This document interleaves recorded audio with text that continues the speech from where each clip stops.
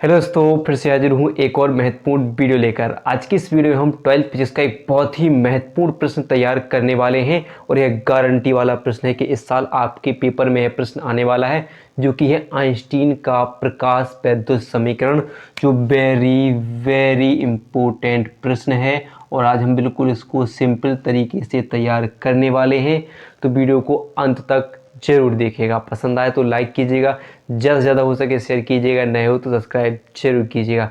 तो आइए समझते हैं आइंस्टीन का प्रकाश वैद्युत समीकरण क्या है।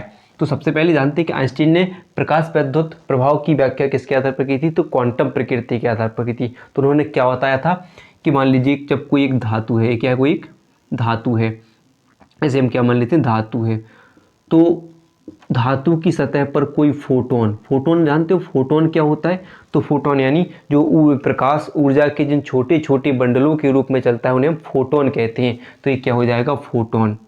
क्या होगा, फोटोन। जब किसी धातु की सतह पर आपतित होता है यानी पड़ता है, तो उसमें से उपस्थित यानी क्या होगा कि जो मुक्त इलेक्ट्रॉन निकलते हैं, तो क्या होते हैं उसमें से क्या निकलते हैं, इलेक्ट्रॉनों का क्या होता है, उत्सर्जन होता है। इसी को हम प्रकाश वैद्युत प्रभाव कहते हैं। तो क्या लोगे, आइंस्टीन ने क्या बताया कि आइंस्टीन के अनुसार जब कोई फोटोन किसी धातु की सतह पर आपतित होता है, तो एक फोटोन किससे, एक इलेक्ट्रॉन से अनुक्रिया करता है। क्या करता है, एक फोटोन केवल एक इलेक्ट्रॉन से अनुक्रिया करता है, यानी एक इलेक्ट्रॉन का उत्सर्जन करता है। और जो इलेक्ट्रॉन होता है वो फोटोन की संपूर्ण ऊर्जा को अवशोषित कर लेता है, और यह ऊर्जा यानी इलेक्ट्रॉन द्वारा यह ऊर्जा दो रूपों में प्रयुक्त की जाती है। ठीक है, और इसी के आधार पर हम सोचते हैं कार्यप्रणाली। तो आप लिख सकते हो, इतना तो लिख सकते हो कि आइंस्टीन के अनुसार क्या लोगे कि आइंस्टीन ने क्या बताया, आइंस्टीन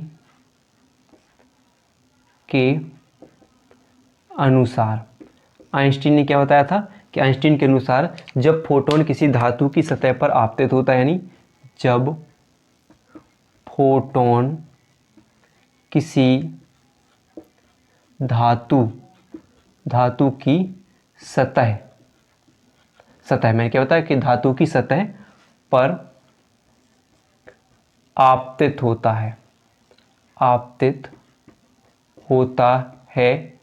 तो क्या करता है, एक फोटोन केवल एक इलेक्ट्रॉन से अनुक्रिया करता है, यानी एक फोटोन एक इलेक्ट्रॉन का उत्सर्जन करता है। तो एक फोटोन एक इलेक्ट्रॉन से अनुक्रिया करके इलेक्ट्रॉन से अनुक्रिया करता है। क्या करता है, जब फोटोन किसी धातु की सतह पर आपतित होता है तो क्या करता है, एक फोटोन एक इलेक्ट्रॉन से अनुक्रिया करता है, और क्या करता है, जो इलेक्ट्रॉन होता है वो फोटोन की संपूर्ण ऊर्जा को अवशोषित कर लेता है। तो क्या करता है, तो उसमें उपस्थित मुक्त इलेक्ट्रॉन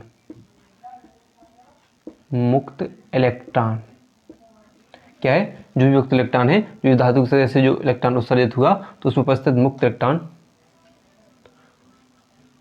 फोटोन की संपूर्ण ऊर्जा को अवशोषित कर लेता है। क्या होता है, संपूर्ण ऊर्जा को अवशोषित कर लेता है। यह आइंस्टीन का सिद्धांत रहा, जिसके आधार पर हम समीकरण की व्याख्या करते हैं। तो क्या बताया कि जब फोटोन किसी धातु की सतह पर आपतित होता है, तो एक फोटोन केवल एक इलेक्ट्रॉन से अनुक्रिया करता है, और जो उसमें उपस्थित मुक्त इलेक्ट्रॉन यानी जो भी मुक्त इलेक्ट्रॉन निकल रहे हैं, उस उपस्थित फोटोन यानी फोटोन की संपूर्ण ऊर्जा को क्या कर लेते हैं, अवशोषित कर लेते हैं। और अब देखोगे कि फोटोन की ऊर्जा क्या होती है, आपने पढ़ा होगा फोटोन की ऊर्जा। तो फोटोन की ऊर्जा, तो फोटोन की ऊर्जा क्या होती है, E बराबर एच न्यू। क्या होती है, फोटोन की ऊर्जा क्या होती है, E बराबर एच न्यू होती है। इसे हम समीकरण 1 मान सकते हैं। ठीक है, फोटोन की ऊर्जा क्या होती है, E बराबर एच न्यू होती है। अब क्या कर रहे हैं कि जो मुक्त इलेक्ट्रॉन क्या होते हैं, फोटोन की संपूर्ण ऊर्जा को अवशोषित कर लेते हैं। वो यह ऊर्जा दो रूपों में, यानी जब क्या होगी, तो इलेक्ट्रॉनों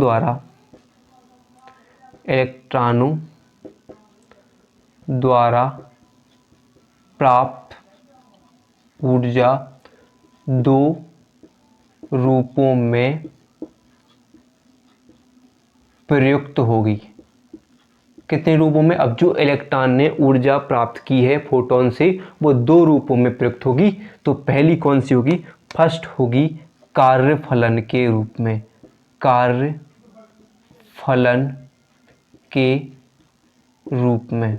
पहली किसके रूप में? कार्यफलन की। कार्यफलन क्या होता है? वह न्यूनतम ऊर्जा जो किसी धातु की सतह से इलेक्ट्रॉन को उत्सर्जित करने के लिए आवश्यक होती है वो क्या कहलाता है? कार्यफलन कहलाता है। इसे हम W से प्रदर्शित करते हैं, यानी W बराबर क्या होगा? H न्यू जीरो होगा। न्यू जीरो क्या होती है? दहली आवृत्ति होती है। इसे आप समीकरण 2 मान सकते हो। ठीक है, तो क्या होगी? दो रूपों में प्रयुक्त होगी। तो कौन सी? पहली कार्यफलन के रूप में। कार्यफलन क्या होता है? वह न्यूनतम ऊर्जा जो किसी धातु की सतह से इलेक्ट्रॉन उत्सर्जित करने के लिए आवश्यक होती है वो होती है। और दूसरी होगी इलेक्ट्रॉनों को गति प्रदान करने के लिए। इलेक्ट्रॉनों को गति प्रदान करने में यानी गतिज ऊर्जा के रूप में। यानी कह सकते हैं किसके रूप में? गतिज ऊर्जा के रूप में। गतिज ऊर्जा क्या होती है? K बराबर यानी मैक्सिमम यानी अधिकतम गतिज ऊर्जा के लिए तो 1/2 mv² मैक्सिमम। ये क्या होगी? गतिज ऊर्जा के लिए। इसे हम समीकरण 3 मान लेते हैं। क्या होगी? 3 मान लेते हैं। तो कुल ऊर्जा क्या थी? फोटोन की कुल ऊर्जा क्या थी? E बराबर H न्यू। और यह किसके दो रूपों में प्रयुक्त की? इलेक्ट्रॉनों द्वारा इसको जब अवशोषित कर लिया गया तो उनके द्वारा कितने रूप में प्रयुक्त की गई? 2 रूपों में। पहली कार्यफलन के रूप में और दूसरी इलेक्ट्रॉनों को गति प्रदान करने के लिए किसके? गतिज ऊर्जा के रूप में। अतः क्या होगी? संपूर्ण ऊर्जा क्या थी? तब क्या लिखेंगे हम? संपूर्ण ऊर्जा। तो संपूर्ण ऊर्जा क्या थी? तो संपूर्ण ऊर्जा क्या थी हमारी? तो E बराबर क्या थी? E बराबर देखोगे कि अगर हम संपूर्ण ऊर्जा पता कर चला हो तो हमने क्या कितने? 2 रूपों में प्रयुक्त होगी। जो ऊर्जा उन्होंने अवशोषित की थी वो 2 रूपों में प्रयुक्त होगी। तो कौन कौन सी? पहला क्या होगा? W यानी कार्यफलन के रूप में और प्लस दूसरी ऊर्जा किसकी? गतिज ऊर्जा यानी K मैक्सिमम। यानी अगर इन दोनों को जोड़ दें तो ये संपूर्ण ऊर्जा निकल कर आ जाएगी। तो हम क्या करें? यानी जो तीनों समीकरणों से इनके मान रख लेते हैं। तो पहले से देखिए E का मान क्या पढ़ा हमने? H न्यू पढ़ा।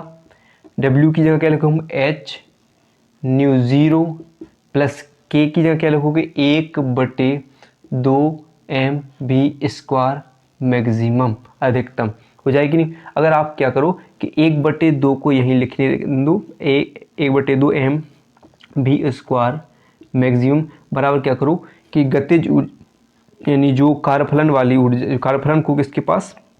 इस ऊर्जा के पास यानी H न्यू के पास पहुंचाओगे तो यहाँ प्लस का इस साइड आएगा तो माइनस का, यानी H न्यू जीरो हो जाएगा। इसमें भी H है, इसमें भी H है, H को कॉमन ले लूँ तो न्यू माइनस न्यू जीरो हो जाएगा। और यहाँ पर क्या बचेगा? 1/2 mv² मैक्सिमम। और यही हो जाएगा किसके लिए? यही हो जाएगा आइंस्टीन का प्रकाश वैद्युत समीकरण। यही क्या कहलाता है? आइंस्टीन का प्रकाश वैद्युत समीकरण कहलाता है। समझ में आया?